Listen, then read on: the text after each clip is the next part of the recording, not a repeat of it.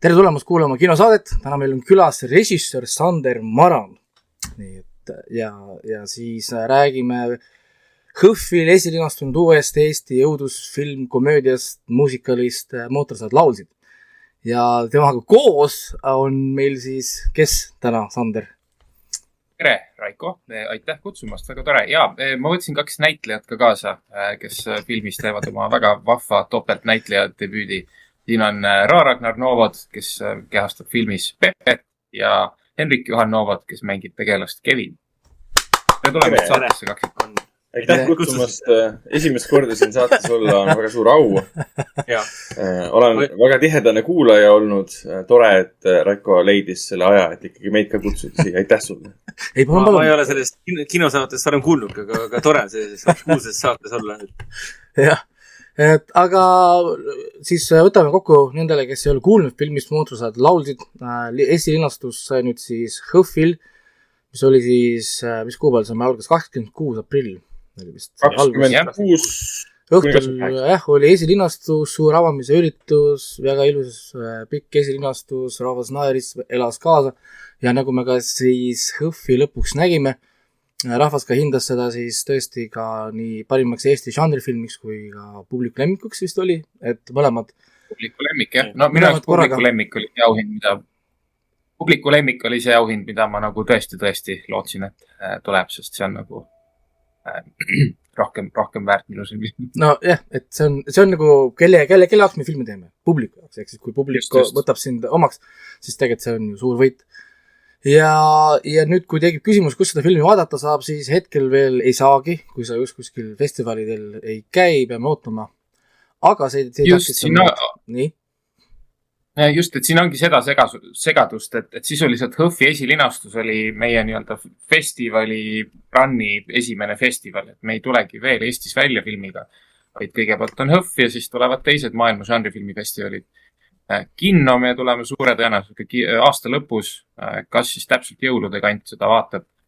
Aga see ongi, lihtsalt kuna HÖFF on Eestis, siis sellepärast ei tunne, et tekkis mulje, et nüüd see film tuleb juba kinno varsti, aga tegu on ikkagi festivali esimese sükse linastusega. No alustame kohe siit siis ka sellega, et on juba teada ka, mis on esimene festival näiteks, kuhu film on minemas või? Jaa, see on mõnes tegelikult. Nii. HÖFF oli esimene festival, sai teadlikult tehtud, et teeme kodumaal. Aga ma ei tohi kahjuks öelda veel neid asju avalikult. Ütleme nii,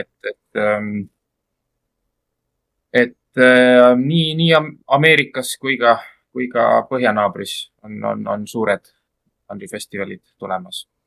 Okei, põnev, see on igal juhul põnev ja ma räägin, hoiab silma peal, sest mina ootan siit tükest pikka edukat korralikku runni, et ikka teeme ja me ikka spämmime korralikult, nii et loodetavasti läheb see. Plus žanrifilmide festivalide nagu valik on ju siin aastakümnete jooksul ikka nii suureks ja nii laiaks ja nii erinevaks muutunud, et festivalide valik selles mõttes. Et see on eriti põnev aeg on see, nagu meie ma olen küll filmis osalejad, aga samas ma olen ka publik, ehk siis meie jaoks on väga põnev, et mis need järgmised festivalid on. Et asi pole isegi selles festivalis, mis see festival on, et kuhu see kõik välja jõuab, selles mõttes pigem see, et vahet pole, kas Cannes'i ma eeldan, et ei saanud, aga see vist ei olnud ka prioriteet. Cannes'i me isegi ei proovinud, sest ajaliselt ei sobinud. Et need suured festivalid täiesti kokkusattumuslikult, et kuupäevad olid teised ja ei saanud ei Sundance ega Cannes'i. Ega ka Berlinares isegi proovinud, sest lihtsalt HÖFF pidi olema kõigepealt ja siis ajaliselt ei suutnud seda välja mängida. Ja ütleme ausalt, ega nad meid tahtnud ei oleks, sest no ta vajub natukene võib-olla liiga niisugusesse nagu äärde nende maitse jaoks. Aga lähme kohe siit tal mõttes tagasi algusesse, sest ega kõik inimesed ei ole niisugused HÖFFi hoolikud, kes teavad selle filmi ajalugu, miks, kust ja nagu millal, siis lähmegi täitsa algusse tagasi, et kust see idee tuli üldse, et selline film teha? Filmi idee, hüppame korra natuke veel tagasi. Keskkooli ajal me hakkasime juba filme tegema näitleja Karl-Joosep Pilvesega ja siis aastatel 2010 kuni 2013 ja Jan Andressoniga tegime ka lühifilm, tegi Roti film. mingi katuse tulistamise film ja turbokelk ja siis üks hetk avastasime, et võib-olla on piisavalt oskusi, et üritada täispikka teha. Ja siis oligi siuke täielik Robert Rodriguez'elik El Mariachilik lähenemine, et vaatame, millele meil on ligipääsu, näiteks kaksikud ja paneme nemad kohe filmi. Ja oli eesmärk lihtsalt võimalikult palju sellist lõbusat kraami film täis toppida, et siis sa tead, et külmaks ikka ei jäta. Ja siis 2013 olid võtted ja see oli päris palju aega tagasi. Ja see on juba 11 aastat tagasi. Et siit kohe järgmine loogiline küsimus on, et miks võttis aega 11 aastat, et see film jõuaks ekraanidele? No film pidi valmis olema 2014 HÖFFiks esialgu ja siis see ei juhtunud. Ja ma arvan, et ma sain päris korraliku PTSD või posttraumaatilise stressi asja filmi võtetelt, mis olid eriti räiged ja siuksed tihedad ja karmid ja lõbusad, aga lihtsalt kurnevad. Ja see materjali hulk, mis meil lõpuks välja tuli, ma ainult nimetasin, sorteerisin ja logisin faile ja mul läks 2 kuud selle jaoks. Et lihtsalt see maht oli selline 8000 videofaili, mis oli vaja kõik läbi vaadata ja töödata ja rääkimata helidest. Aga jah, põhimõtteliselt monteerisime asja kokku 2 aastat läks, mis on vist isegi semi-normaalne. Ja sealt edasi meil proovisime teha nii-öelda suur meeskond kokku panna postproduktsiooni jaoks, et keegi teeb heli, keegi teeb muusikat, keegi teeb värvi ja seal maksime raha isegi inimestele, aga see üks hetk lihtsalt ei kandnud vilja. Ma vaatasin, et okei, et see mingi 1,5 aastat, mis meil nüüd siia kulus, et meeskonda tööle saada, kui ma oleks ise reaalselt nokitsenud, siis ma oleksin juba käega katsutava tulemuseni jõudnud. Ja siis sealt üks hetk, mis on 2017-18 kandis, seal tuligi see filosoofia, et pigem siis veeretan üksi seda asja. Ja siis oligi, heli tegin, 2 aastat, siis õppisin muusikat orkestreerima, selleks ka 2 aastat kõik need laulud nii-öelda nullist üles ehitada. Ja siis värvi keerasin ka umbes 1,5 aastat. Filmis on üle 3000 lõike ja kõik kaadrid ükshaaval oli vaja sisult läbi restaureerida ja üles ehitada ja kruttida ja seda scratch'ide kihte sinna panna. Ja umbes siin me oleme. Okay. 10 aastat läheb kiiresti, aga minu jaoks minu jaoks ma just kui tegin 5 filmi selle aja jooksul, sest ma kandsin nii erinevaid rolle. Mängisin rolle, mis iganes. Nii et härra Sander, ma arvan, ei soovita, tingimata ei soovita nii suurt tohutut projekti ette võtta ja siis seda kõike postproduktsioonis nagu üksinda teha. Ma saan aru, et see on siis peamine take away sinu õpetussõnast. Nojah, lihtsalt läheb jube kaua aega, sellepärast ei soovita. Okay, aga mõtled, et ei jääks muljet, et meil ei olnud see film selline nagu üksi tegemine, et meil oli super meeskond filmi võtete ajal. Ühesõnaga seal oli, mis meid oli äkki 13 või midagi oli kokku kõige suurematel päevadel, ega mäletate, eks. Ja praegult ka, nüüd me oleme ikkagi juba producer tiim ja inimesed on tulnud appi, nüüd me oleme jälle 4-5, et see üksindusperiood oli pigem seal 2018 kuni 2023 kandis. 5 aastat. See pole ka just teab, mis lühike aeg. Aga selles mõttes ta oli stabiilne ja rahulik, see on täielik šokk või erinevus elupildis praegu, kui sa oled nagu 7 aastat olnud see, 10, mis iganes aastat olnud see üksildane postproduktsiooni tüüp ja nüüd hakata mingi intervjuusid tegema, et päris veider on see nagu suhtluse erinevus. Nojah, saad siis natukene rääkida vahelduseks filmist, mida sa oled vaadanud, ma ei tea, kui kaua ekraani siis, tähendab, mitu tundi ekraani sa kokku oled seda filmi edasi tagasi kerinud ja vaadanud. Ei taha teada, Aga mul on üks vaheküsimus, et kas niimoodi filmi tegemine, kas see on hea nagu filmikool? No ta on 100% filmikool, selles mõttes, kui kõik valdkonnad õpitakse ikkagi ära. Aga see ongi hästi veider olukord, et ma näen, kui järgmiste projektide puhul, et kui mul on enamus asju lõpuks ikkagi lahenenud ise, siis mul ei teki delegeerimisoskust. Et ma nagu olen unistanud täiega, et oleks suur meeskond, kes lahendaks muresid ära minu eest. Ja siiamaani umbes, et kes see kinole neid faile saadab ja umbes veebi üles ehitamine, kõik sellised pisikesed nännid. Täiega tunnen, kuidas suur produktsioon oleks üks hetk ikkagi tore asi, et saab lihtsalt režissöörina niimoodi. Tooli peal istuda ja juhatada vägeselt, keegi teeb kõik midagi. Tee niimoodi, ja nii. nagu George Lucas Star Warsi prequelite võtteplatsil. Lasin just sama, et nagu George Lucas saab lihtsalt istuda ja vaadata, kuidas see värk käib. No jah, lihtsalt istuda. Aga ma tahtsin küsida selle laulude ja muusika kohta, et sa ütlesid, et õppisid pärast post-production'is õppisid nii-öelda orkestreerimist ja muud asja. Võtet ajal siis, mida näitlejad siis laulsid või mismoodi see käis? Ühesõnaga, klaverit ma olen alati klimberdanud, laulud olid mul sisuliselt klaveri peal üles salvestatud lihtsalt, demodeks kutsusime neid, need on siiamaani meil alles päris cringe. Aga ühesõnaga, meil olidki klaveri peal salvestatud laulud ja siis meil oli üks näitlejate voor, kus nad käisid stuudios sisse laulmas lihtsalt oma häälega. Ja oli klassikaline lipsinkimine seal platsi peal. Meie panime kusagilt raadiost või vidinast selle laulu käima ja siis nii nagu vanasti ikka tehti, siis nemad pidid seal lihtsalt huultega kaasa mängima seda. Hiljem, siis kui nüüd päris postproduktsioonis pärast montaaži, siis oligi, et pidime nendest klaveri trackidest hakkama palju paksemate kihtidega nagu päris muusikat üles ehitama. Ja oleks ta olnud nii-öelda tempo trackiga lukus, nii-öelda klikiga oleks palju parem olnud, aga siin oli täiesti vabas nii-öelda minu poolt sisse mängitud temposse asi, nii et see oli see põhjus, miks trumme näiteks väga palju ei olnud instrumentides, et kui sa hakkad trumme lisama, siis sa nagu jääd vahele, et tegelikult on asi nagu natukene rütmist väljas. Okei. Jaa, aga see küsisid muusika kohta, et see protsess ise oli siuke, et sisuliselt mul oli MIDI klaver, kust ma sain mingeid noodikesi sisse mängida, aga põhimõtteliselt kõik oli monteeritud erinevate digiinstrumentidega kokku ja see oligi lihtsalt selline uskumatu siuke NKRL 99 katset failivad ja siis 100 võib-olla töötab ja siis lähed uue tiiru peale 99 mööda ja 100 lõpuks läheb läbi, et lihtsalt täielik selline teadmatus, tundmatus kohas vette hüppamine. Okay. Ja sellepärast läkski nii kaua aega. See on selles mõttes väga nagu põnev, sest filmis ei saanud üldse aru. Filmis oli ikka kõik tundus nagu mingi... just, see aitaski välja, et ise olles selle laulu ja filmi kirjutanud, siis ma teadsin umbes, mis suunas ma tahan liikuda selle asjaga. Et vaat siin võiks nüüd mingi power koht tulla, siin võiks mingi romantiline värk olla, davai, paneme siia mingi flööti või harfi. Et see tehniline... See, et ma ei osa tehniliselt teha, seda ma nagu kompenseerisin sellega, et ma tõesti teadsin, kuhu ma liikuda tahan selle asjaga. Okay.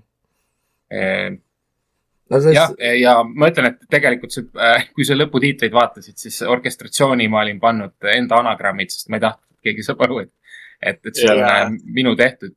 Aga ma pean ütlema, siiani ma ei ole ühtegi negatiivset sõna muusika kohta kuulnud, nii et selles mõttes nice. Ja ei, see muusika oli tõesti vägev ja minu just esimene laul, kus ta seal tegelane laulab, tahab sillatust alla hüpata ja siis rahvastega räigelt naeris, põhimõtteliselt enamus laulude ajal ka inimesed plaksutasid saalis peale laulu, mis tähendab, et need väga hästi selles mõttes, et nagu töötasid. Sa just mainisid ka kirjutamist. Kaua sul kirjutamiseks aeg läks selle filmi kirjutamiseks, enne kui reaalselt see on fun fact, okei, nii. Kui me tegime keskkooli ajal filmi, siis mul oli siuke harjumus, et siis kui tahvli ees, ma ei tea, matemaatikatunnis oli see igav möla, eks ju, siis mina põhimõtteliselt põgenesin, mul oli laua peal lihtsalt mingid paberite hunnik ja ma kirjutasin seal väikseid mingid stsenaariumi või naljakesi. Ja see oli ainus viis, kuidas ma suutsin üleüldse süveneda kirjutamisesse. Et kui ma kodus üritan lihtsalt laua taga, siis mitte midagi ei tule sellest välja. Nii. Siis kui me BFM-ist ära tulime, siis oli huvitav olukord, et kui mul oli vaja seda filmi nüüd päriselt kirjutama hakata, siis ma sisuliselt sadasin sisse Tallinna Ülikooli üldloengutesse maskeerides kui üliõpilane ja siis nagu teesklesin, et ja, ma olen ka 11 ja läksin lihtsalt istusin sinna mingid mitmesajased loengud, mis seal olid.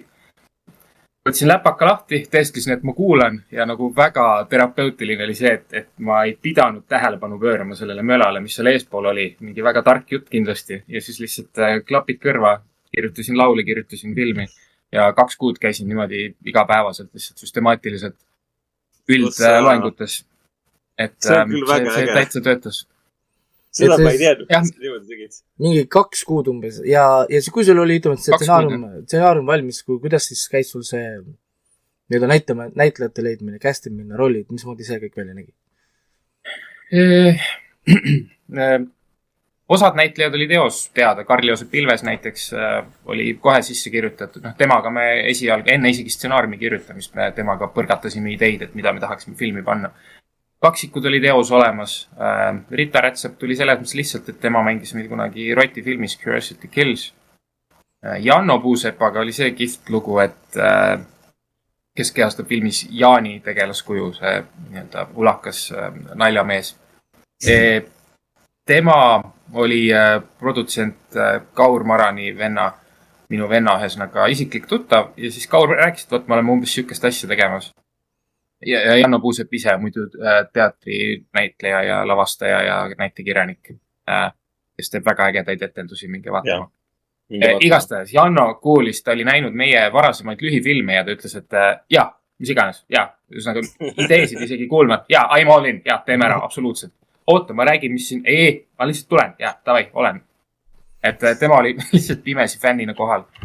Ning Laura Niils, kes mängib naispeaosatäitjat, tema tuli läbi castingu, sest me proovisime kõigepealt igat moodi läbi tutvuste leida näitlejaid, siis proovisime seda Pean saama näidelda gruppi, kust tuli vist, ma ei mäleta, kas 11 või 19 inimest tulid kohale, aga kui nad nägid stsenaariumi, siis kõik tõmbasid cancelisse ja jooksid minema, et sükest asja ma küll ei tee. Meil korraks tundus, et me olime kirjutanud rolli naisele, mida keegi ei ole nõus tegelikult mängima. Aga siis me läksime Viljandi Kultuuriakadeemiasse ja seal olid nii-öelda profid näitlejad 4 tükki ja kõik tegid super töö, valisime lihtsalt parima ja sealt tuli Laura Niils meil filmi. Ja, oota see... Räntisin pikalt nüüd. Raudselt kõik segatkes ka ära praegu, eks? Ei, ta on ilusti lindis. Ma jäin korra mõtlema, ma mainisid seda mingit grupi, pean saama näidelda või see, kas see mitte Kobra ei tulnud sealt grupis sul või? Kobra tuli sealt, me proovisime tegelikult mitmeid inimesi, isegi Ivo Uukivils sai küsitud, tema ütles, et ei olnud huvi, ma ei mäleta.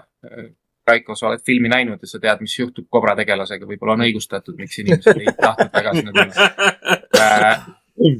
Aga Krista Klausson, kes Kobrat mängis, tema tuli väga kihvtisti eelmine õhtu enne võtteid. Meil oli see, et meil on vaja mingit näitlejat siia.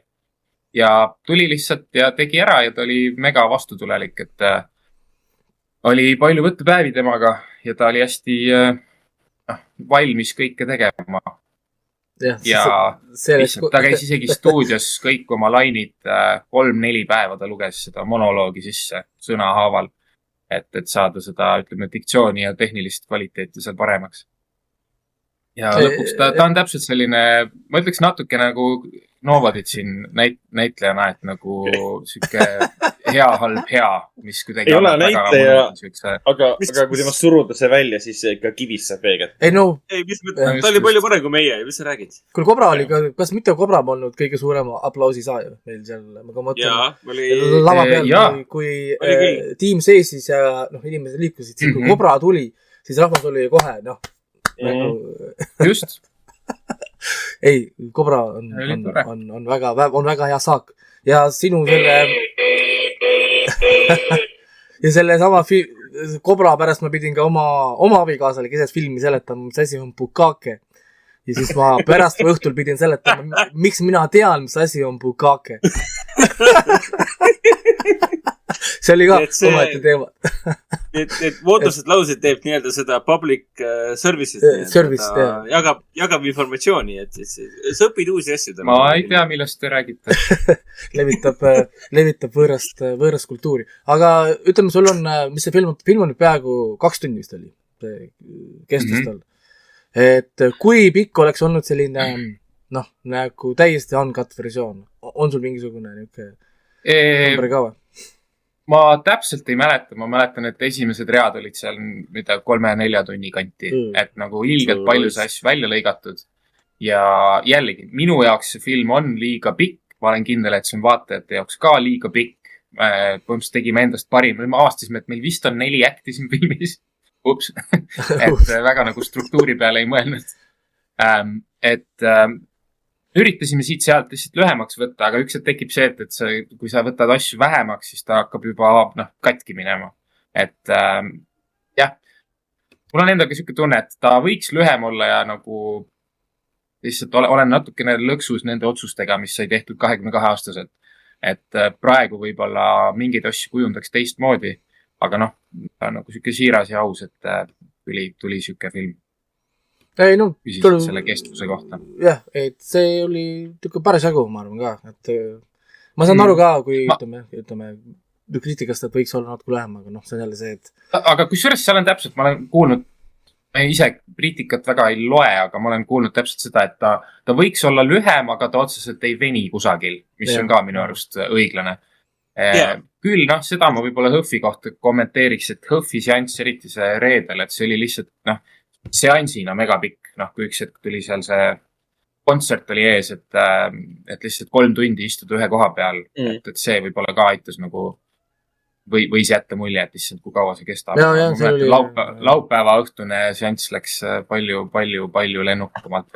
Et ei, kuidas te ise ütleme, et Rahul tegelikult selle esilinastuse, 10 aastat tehtud film, ma ei tea, kui kaua seda esilinastuse oodatud ja nüüd on siis nagu läbi. Läks see siis nii, nagu, ma ei tea, ootasid või arvasid? Kokkuvõttes mega äge oli, jah, lihtsalt isiklikult ka ma vist ei mäleta niivõrd elavat publikut või seanssi kinos kunagi. Kui seal oli, Manborg võib-olla tuleb meelde, mis kunagi küttis ka ikka publiku päris mõnusasti käima. Aga ei, üldiselt ma olin mega rahul. Aga veider oli see, et ühesõnaga mul isegi ei tekkinud aega, et seda kuidagi sisse võtta või hoomata, sest ma lõpuni välja tegelesin mingite tehniliste jamadega, et see oli ikka heli käiks korralikul, see oli see, miks saalis ka vahepeal, ta oli vaikne, siis ta oli vailem, et see nagu nokitsesin neid asju ja noh, alles siis, kui Hõhv päriselt läbi sai, siis mul nagu jõudis kohale, et okei, et nüüd see 10-11 aastat veeretatud kivikene, et siin nagu midagi hakkas materialiseeruma. Aga festivali ajal, jah, ma ei jõudnud ühelegi filmile esimakordselt. Et see oli hoopis teistsugune festival. Ja, aga noh, kindlasti jääb kõige rohkem meelde festivalides, ma arvan, kui nüüd kunagi tagantjärgi mõelda. Absoluutselt. Sest see on ju põhimõtteliselt, terve festival oligi tegelikult ju mootorsaad laulsid festivali. Mootorsaag oli ju teema, mootorsaad tegemine ja kõik, eks siis terve põhimõtteliselt Hõhvi festival kuulus sulle see. Ma ei tea, isiklikult mul on küll väga kahju, et umbes Winnie the Pooh, Blood and Honey ei näinud seal ära ja tegelikult, noh, ma ütlen Frankenhooker ja Cannibal the Musical, et nendele seanssidele ei jõudnud. Et selles mõttes kahju, aga noh, meil oli lihtsalt nagu oleks mingi klassi kokkutulek olnud, selles mõttes pärast 10 aastat inimesed tulid kokku ja noh, me seal koridoris istusime põlema tööd kuskil 4-5-ni juttu. Ja, sa plaanitid ka Cannibal the Musicali. See kohe tuletab meelde ja tahtsin varem küsida, et mis on siis otsesed inspiratsioonid selle filmile, et siin jah, inimesed pakkusid, mina siin pakkusin filme, aga mis siis tegelikult on? Jaa, mis siis tegelikult on? Teeme korra selle läbi. Jällegi, ma ei ole ise arvustusi lugenud, aga mul on vennad ja produtsendid, sõbrad on öelnud. Ma ei ole näinud Nukitsameest, et see, kui sellega hakati kõrvutama, ei, ma tean väga hästi, kust mul inspiratsioon tuleb. Mis mõttes sa ei ole näinud Nukitsameest? Ja kui keegi Olav Ehalaga kõrvutas, siis ta on väga hea ja ta on väga edukas, ta kindlasti meeldib paljudele isiklikult. Mulle tema arranžeeringud tunduvad natukene liialt keerulised, et mulle nagu heliloojana ta isiklikult väga istu, aga ta on väga hea ja tunnustatud ja tore, aga sealt kindlasti ei ole inspiratsiooni tulnud, et need põhiliselt Nukitsamees ja Olav Ehal oli minu jaoks väga naljakas, aga ja päris inspiratsioonid, laias laastus Cannibal the Musical on film, mida me lapsena vaatasime mega palju, sealt tuli terve see siuke lõbusa nunnu muusikali esteetika, kaasa arvatud võib-olla Monty Pythoni laulud, kus seal paaris see mingi Always Look on the Bright Side of Life, kus nad täiesti lampi hakkavad laulma. Et siuksed filmid, aga põhiliselt jah, Robert Rodriguez El Mariachi, see, kuidas ta tegi üksi seal selle mingi $7,000 eest, lihtsalt läks ja tulistas filmi üles. Ma siis võtan siin dokument täitsa, et oleks ikka kirjas. Ehk siis ma tulistan, nii ma Ralfi juures kui tulistasin, aga ühesõnaga üks hetk kunagi ma nägin, et tavai kõik filmitegijad, keda ma austan, kellel on isiklik siuke käekiri, nad tegid lapsena siukse valusa projekti läbi. Trey Parker, Cannibal the Musical, Kevin Smith tegi Clerksy, Richard Linklater tegi Slackeri, Peter Jackson tegi Bad Tasty, Quentin Tarantino tegi selle My Best Friend's Birthday, mida vist oli läbikukkunud projekt, aga tal oli samasugune katsumus enne Reservoir Dogsi. Sam Raimi Evil Dead, Edgar Wright tegi Fistful of Fingers, Ron Howard tegi Grand Theft Auto, Christopher Nolan tegi Following, Brian Johnson Brick, Timo Võõrensalu Star Wreck, Nicholas Winding Refn Pusher. Et üsnaga ükselt ma vaatasin, et tavai, kõik tüübid, kellel on käekiri, neil on mingi selline projekt, mis ei ole nagu mugavalt produktsiooniga tehtud ja see oli see, et tavai, nüüd peab selle läbi tegema. Et tuhast siis tõusma Fööniks või? See on siis Fööniksi tõusmine tuhast. See on nüüd see, kus Sanderi lennud algab. Jah, Sandri lend. Mis iganes. Et jah, see oli siuke produktsiooni kommentaar, aga kui nüüd sisust rääkida, ma arvan, et Peter Jacksoni Brain Dead sealt on hästi palju lihtsalt piinlikult, isegi kui seda vaadata, sealt on näha, et on palju varastatud. Hannibal the Musical ja mis iganes South Parki asju vaadata, siis aastate jooksul mul on endal ka nagu valus olnud, et ma sealt on see nali nüüd pärit. Et hästi palju on sellist nagu tagant järgi avastamist, et kuule, see idee on vist sealt tegelikult tulnud. Aga me ei ole nagu teadlikult röövitud, vaid lihtsalt sattus nii. Mis on teadlikult röövitud? Hõimlaste laul on kindlasti palju inspireeritud Lõvi kuningast, Hakuna Matata ja kõik see värk. Ühtlasi selles The Book of Mormon, mis on see Broadway muusikal, mille Trey Parker ja Matt Stone koos selle Robert Lopesiga tegid. Seal on laul Hassadiga Ibowai, mis on ka üsna nagu sarnase sellise hõimlasliku vaibiga. Et sealt on pigem see muusikaline hõimlaste stseen pärit või semi-röövitud, aga mitte Nukitsameest. Ma ei tea, ühesõnaga ma tean, mis on Nukitsamees ja ma olen mingi klippe ilmselt näinud ja ma arvan, et see konnotatsioon tuleb sellest, et nii, sammal peas ja laulavad ja mets. Okei, tõmbame need siis kokku. Aga meie jaoks see mets oli tegelikult, fun fact, nii, kui me läksime hõimlasi filmima, siis see oli mingi oktoobriöö vist. Ja see oli see, miks see oli pimedas ka, et ei oleks näha, et aastaaeg on vahetunud. Ja siin kaks väikest, üks on see, et ma tahtsin, et tal oleks ikka troopiline Kariibi selline nagu natukene eksootilisem vibe. Me panime reaalselt mingi poti lillesid sinna kuuskede alla, mis annavad natukene seal, eraldi ei pane tähele, aga seal on reaalselt mingi 2 palmikest on neil selja taga, kui nad seal istuvad ja on kinni. Teine väike trivi. Üks nali, mis oli ka päris vahva. Ühesõnaga oktoober oli juba mega külm ja näitleja Karl-Joosep Pilves ütles, et kuule, sorry, et tema kostüümfilmis on siuke nagu lühikesed püksid ja T-särk ja väike pusa peal, et sorry, et ma ei ole nõus, et lihtsalt nagu aita mind, kirjuta mulle mingid riided selga ja siis okei, aga ükskõik mis peamine, et soe oleks. Sealt tuli see nali, kus üks küsib, et ära karda, ütleb, ma ei karda, mul on külm. Ja siis üks antakse talle riided. Mis sest, et tal on käed kinni seotud, siis järgmine lõige, tal on roosa naiste selline jope seljas äkitselt. See sai talle kirjutatud selleks, et tal külm ei oleks. Ma märkasin kohe, et Karl-Joosep Pilves, tema see eesti keele on ilus keel, tema esitus on nii elavloomuline, nii siiras ja see rõkkab energiast, sest ma ei karda, mul on külm ja siis tuleb see ta on positiivne, jah? Ta on positiivne, jah. Ta vaatab kõike positiivne. Ei, karakterid on väga, väga kihvtid. Kusjuures ma saan vist poole filmi peale aru, et Jaanil vahetuvad riided seljas, et ma... Ja, ta oli kirjutatud meelega sükse tegelasena, kus ühesõnaga lihtsalt, et natukene nüanssi ja sellist veidrust lisada, et igast stseenist tal on uued riided ja me kordagi ei pööra sellele tähelepanu. Minu arust parim lülitamine on see, kus tal on kalamehe kummikud ja järgmine hetk tal on ülikond seljas ja mitte keegi ei ole üldse tähele pannud seda, mis on ühe kaadri vahetusest ta reaalselt paneb parasjagu selga endale uut asju ja siis tegevus läheb edasi. Just on saanud uued riided, aga me ei näe, kes talle on. See oli vist enne Pukake metsa või? Kui nad kõndisid, enne Kobraga kohtumist äkki või?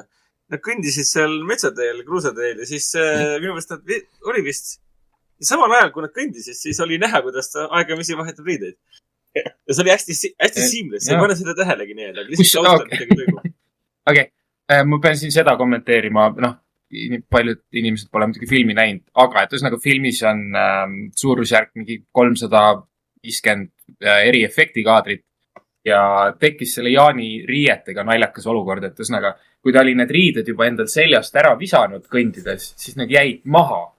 Ja siis mul tekkis see olukord, et kas see on arvutimängudes mingi tapetud tüüp, kes 15 sekundi pärast haihtub õhku või siis ta peabki nüüd taustale jääma. Ja siis lõpuks sai tehtud otsus, et okei, et Jaani riided ikkagi haihtuvad ära, nii et need said kõik seal nii-öelda postproduktsiooni all ära kustutatud. Sest muidu nad oleks liiga veidrad olnud. Siuke trivia. Aga siin... Ma pärast Sensi inimeste käest küsisin ka tuttavad ja mittetuttavad, kes tulid niisama meie vennaga nagu rolli kiitma.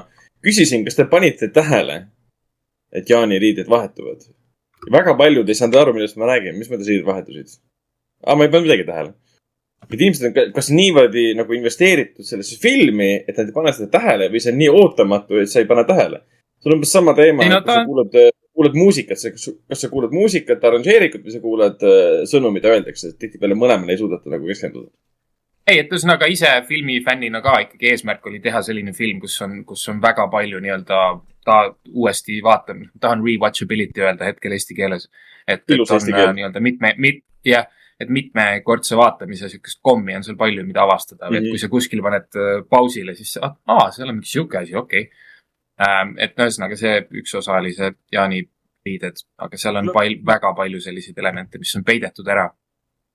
Ühesõnaga, et enamus eriefekte on siuksed, mida loodetavasti ei pane tähele ja need efektid, mida paneb tähele, ausõna on kohutavad. Meil ei olnud lihtsalt raha, et osta kedagi, kes teeks neid paremini.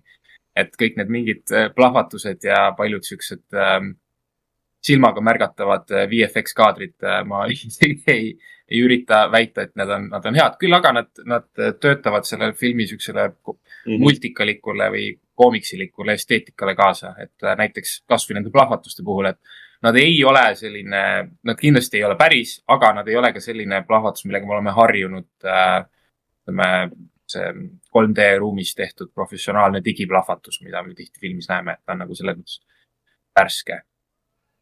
Ja kombineerisime seal ja Jan Andresson tegi veriefekte ja see käis niimoodi voolik ja vana hea paljudel karakteritel, kui neil on alguses näiteks on siin kuskil silma peal on plaaster, siis see on ilmselgelt selleks, et hiljem me saaksime siit kuskilt vooliku läbi vedada. Et palju või et riided olid ka kindlasti vastavad, et oleks lihtsam seda voolikut ära peita kuskile. Nüüd ma mõnisid seda rewatchability't ennem. See oli ka üks asi, mis mul endale kohe filmis silma, et ma peaks seda vaatama vähemalt 2-3 korda, sest asjad käisid kiiresti mööda ja siis vaatad, keskendud Jaanile, siis midagi seal märkamata või et kas oli planeeritud selliselt, et ta peabki olema nii-öelda nagu mitu korda vaadatav film? Okei, selles mõttes mitu korda vaadatav, et esimene kord oli fun ja tahaks veel näha, mitte Tenet, et ma ei saanud aru ja ma pean 3 korda vaatama, et selles mõttes absoluutselt ja minu lemmikfilmid mul on ka siuksed, mis ükskõik kus paned või ükskõik mitu korda vaatad, ikka seal on midagi põnevat avastada. Et see on meelega. Pluss võib-olla mingid seosed tekivad, mida enne ei ole. See ei ole pähe tulnud, et absoluutselt meelega. Okay. Aga ma korra pean kommenteerima, et kui siin näitlemist nokitakse, et see on nagu loomulik, arusaadav, aga näiteks siin kaksikute tegelased olidki nagu semi-irooniliselt kirjutatud, et kui me ükselt nägime, kui oivaliselt, puiselt suudate lauseid liverida, siis sai kohe võetud vastu otsus, et okei, nad ei hakka ütlema ühtegi loomulikku või head lauset, kõik lähevad niimoodi, et kes see nüüd beebiga näkku lööb, siuksed nagu otseselt nagu halvad pahalased olemas halvad ja siis me nagu embrace isime seda näitlemise stiili, sest ma ei tea, ma arvan, et see annab midagi filmile juurde, et siin ei ole näiteks profid, ma ei tea, Piusid ei mänginud neid, vaid siin on just Novodid oma hiilguses jäädvustatud, nii nagu need. Absoluutselt, sest me ei ole näitlejad, pole siiamaani näitlejad. Meilt sai täpselt selle, mis sa tahtsid, ütleme niimoodi. Ja rohkem mitte midagi, ega vähem ka mitte. Aga kui lõpus läks juba väga suureks, kuidas nad öelda, Oscari vääriliseks etteasteks, eriti Ragnari poolt. Ja tänu Sandrile me saame siis lugeda nüüd Sirbist või kuskilt mujalt artikleid, kus on laused stiilis.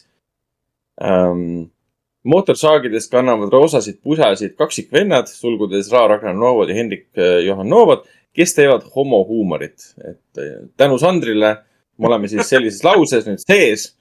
Kas me tahame seda või mitte, me oleme siis ajaloo annaalidesse jäädustatud kaksikutena, kes teevad homohuumorit. Aga jah, kui kuulete rahva seda reaktsioonisaalis, mul on kombeks tavaliselt kuulata ja vaadata, milline rahvas siis reageerib filmides, siis üks niuke enim niukest, ma ei tea, kuidas öelda, sahinat ja niukest ahetumist oligi see Ragnari viimane monoloog siis. See Bratislava monoloog. Kas see sai ju vist aplausi ka? Ja see sai aplausi, inimesed olid, kui nunnu ja mingid niuksed kommentaarid kuulesin, sest mis seal saalis inimesed reageerisid, mis oli minu arust ka väga väga hästi õnnestunud valik. See oli väga usutav, nagu nad oleks ikka kaksikvennad. Täpselt nii efektne oligi, nii hästi tehtud, nii hästi näidatud. Ei, see oli vägev. Ma ei tea, kas see kommentaar oli mulle suunatud, aga see monoloog sündis väga valuliselt, väga läbi suurte raskuste. Sander pidi kõvasti vaeva nägema, et pigistada sellest elutust, sellest monotoonsest häälest ja sellest näost välja mingisugune ilmekus. Ja ma mäletan, et ma vist õppisin seda teksti alles vist samal päeval pähe. Ma ei mäleta, et ma oleksin seda enne nagu pähe õppinud, kuigi Sander vist arvas, et ma õppisin teile enne pähe. Sest tagantjärgi on hea öelda, et me vist vennaga tegelikult, kui see esimest korda stsenaariumit meil tutvustasid, me korralikult seda vist läbi ei lugenudki. Me lihtsalt tulime kohale, sest sa teed filmi. Ja siis võttaplatsil hakkasime siis stseene vaatama, et sa tahad, et me teeksime mida? Okei, no selge, siis me läksime kaasa kõigega. Aga ma mäletan küll, et ma õppisin seda päris kaua pähe ja mul oli väga palju raskusi sellega, et seda nagu ära jaotada. Aga Sander oli väga hea nagu režissöör. Ma mäletan, et sa kuidagi õpetasid mulle, et jaota see peas kõik ära esita seda suure pika joruna, siis ta muutubki monotoonseks, kus hästi kiiresti peas vuristad selle ette, nagu vanasti klassi ees luuletusi näiteks, et mingi ilmekus peab olema. Ja seal stseenis on näha mingid pausid ka. Need pausid ongi sellepärast, et ma tuletan meelde lihtsalt, mida ma ütlema pean. Aga siis see filmis tundub, et see on nagu selline, mul on nüüd, ma ei saa nagu spoiletada, aga mul on teatud olukord käimas ja siis see paus tundus nagu loomulik vastavalt sellele olukorrale, ütleme nii siis. Et see oli... Tegelikult oli see, et Ragnar mingi, mis see järgmine lause oli? No põhimõtteliselt oli see, mis ma ütlema pean. Sander on eemal mingi maigutas suud. Ma ei tea, kas ta maigutasid suud, aga lihtsalt tuletan meelde minevikku aastast 2013. Võimalik, et sa maigutasid suud ja näitasid paberil umbes nii, järgmine. Aga see oli täitsa huvitav kogemus, et minu ainuke ja esimene ja viimane näitleja vist, ma loodan, ma ei tea. No ei, kui tuli värk, Motorsad laulsid 2 tuleb. Kes siis seal mängib? Jaa, et kus mu leping on, ma võin kohe allkirjastada. Jah. Ilmselgelt ma hetkel ei ole kohas, kus mõelda, et teha veel filme, sest ma arvan, et tubli 2 aastat me peame selle asja leviga nüüd tegelema ja mõtleme, kõigil on esimene kord sükest asja teha, et eemalt vaadates on lihtne kritiseerida, et miks te ei ütle täpselt, kuidas, millal kinno läheb, aga siiani me oleme tegelenud filmi enda valmimisega, et see oleks võimalikult nagu tore ja nüüd läheb push imiseks, et see saada lihtsalt igal pool, iga platvormi peal käima. Aga miks ma seda räägin üldse? Järge ilmselgelt ma ei tahaks teha, sest see oleks kuidagi ebaaus, küll aga mulle väga meeldis see mõte, et kuidas nüüd mitte spoilerid anda, et filmi peapahalane üks hetk tuleb lihtsalt tagasi ja ei ole mitte midagi õppinud ja lihtsalt hakkab killima ja on kõige tavalisem selline teismelised metsas kabistamas slasher film, lihtsalt 0 muusikat, 0 midagi, lihtsalt ainult selline tavaline slasher, päris naljakas. Lihtsalt kõige tavalisem, anti-Motorsad lausid põhimõtteliselt või? Ja, et üsnagi saaks naljakas seda teha. Martin Ruus uuesti peasse.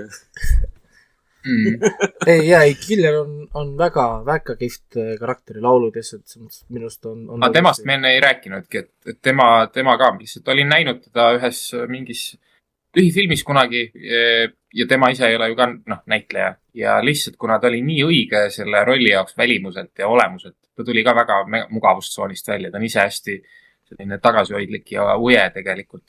Siis ta ütles ka, et tal oli täpselt sellist väljakutset vaja. Et see oli väga tore ja tema häält laulis siis Mart Toome, kes vist ei ole siiani filmi näinud. Mart Toome, jah. Oli jah, tegi meil karakteri. See... Koit Toomega seotud, või? ma just tahtsin küsida nüüd selle Koit Toome kohta, et siin on kuulda Koit Toome häält. Sa küll Q&A's mainisid, kus see Koit Toome tuli, aga räägime selle loo siis kiiresti siin ka ära, et kuidas Koit Toome hääl siis sattus siia filmi? Ma vist pean Koit Toomele nüüd vabandama, et ta vist isegi ei mäleta, et see film nii väga on asi või nii ja siis me muudkui räägime ja nii-öelda name dropime teda. Ma ei ole ise seda kunagi algatanud. Ühesõnaga, meil oli vaja väike poiss Pelle, keda mängib Peeter Maran, kes nüüd on 23, siis ta oli 12. Tema on hästi andekas tüüp filmis ja üks, et kui kõik teised laulavad, siis oli temale vaja ka mingi andekas lauluhääl leiutada ja me kutsusime seda kogu aeg Koit Toome hääleks. Proovisime ise sisse laulda, aga lihtsalt ei olnud seda võimu või tugevust. Ja siis üks, et me olime kinos, vaatasime Mis Saigooni Karl-Joosep Ilvesega, kes mängis Tommi jällegi filmis ja on kaasprodutsent. Ja seal lihtsalt lampi kõnnib vastu Koit Toome. Ja siis me varitsesime teda, kui ta tuli CC Plaza sealt vetsuruumidest välja, siis Karl-Joosep Ilves oli selline hea strateegia. Tema ütles, kuule Koit, kas sa mäletad mind? Sest nemad olid koos mänginud 2000 aastal Hüljatutes, kui see linnahallis oli. Karl mängis siis seal Gavroši ja Koit Toome mängis siis ilmselt Mariust vist, jah. Ja siis ütles, et võib-olla ikka mäletan, aga vaevalt, et mäletas. Aga me saime seda ära kasutada, et kas sa oleksid nõus. Ja ta tuligi pooleks tunniks stuudiosse ja tegi oma super power voice'i ja laulis selle sisse. Ja see oli kihvt, et siis, kui ta käis salvestamas, siis ta just ütles, et nüüd ta läheb sinna Hüljatutes, see oli see uus Hüljatute etendus, mis tehti äkki suurusjärk 2017 või midagi. Et seal ta nüüd Koit Toome mängis seda peategelast Jean Valjeani, et kõigil on nagu need vanused on edasi liikunud ja mängivad uusi rolle Hüljatutes. Aga üks asi veel, et Koit Toome ütles, et kui see oli aasta oli 2016, kui me temaga stuudios käisime salvestamas, ta kuulis, et me oleme 3 aastat seda teinud. Siis ta ütles, et siis 3 aasta pärast tuleme filmi vaatama. Ja siis me tegime, enam küll nii kaua ei lähe. See oli aastal 2016. Ja siis läks 8 aastat ühesõnaga veel. Me tekitame sotsiaalmeediat, siin võib tekkida, et me teeme mingeid salajasi eralinastusi, mingeid asju. Et tasub kindlasti Mootorsad laulsid sotsmeediastes ja veebiruumides üles otsida, ennast kuskile kirja panna, sest me võime salaja öelda, et sel kuupäeval seal saab seda filmi vaadata. Et siis nagu avalikult mingi exclusive premieres või midagi sellist, nagu ameeriklased teevad või? Me hakkame ilmselt eralinastusi mingil määral tegema. Ei ütle veel kus ja millal. Aasta lõpus tuleb ta kinno. Ja nii kaua saab ka välismaa festivalide seda näha. Ja välismaa festivalide info hakkab ka laekuma meie sotsiaalmeedia ruumidesse. Lõpetuseks küsiks veel seda, et kui kuulajad tahavad nüüd jälgida sotsiaalmeediat, siis mis kanalites need on? Et ma saan aru, ise ma olen ennast kurssi viinud, et Facebookis on Mootorsad laulsid, Instagramis on Mootorsad laulsid ja need vist on praegu ainsad kanalid, kus saab sellist operatiivset informatsiooni. Siiani küll me alles ehitame neid üles. Mootorsadlaulsid.ee on ka koht, kus laekub eestikeelse kohta. Ingliskeelne tuleb ka kunagi, aga sealt leiab kuskilt ikka üles. Aga midagi, meie poolt kõik ja tänud Sander Maran, et leidsid aega, et rääkida meie filmist ja igal juhul soovime edu siis festivalidel Levis ja igal pool mujal.